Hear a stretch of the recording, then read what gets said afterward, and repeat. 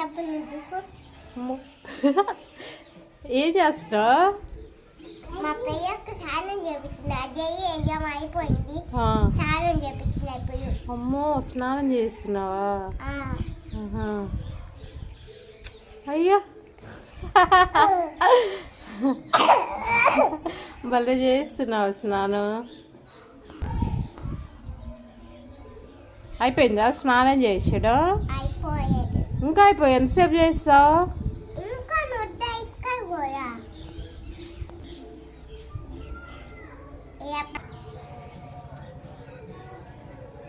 Powder పూస్తున్నావా?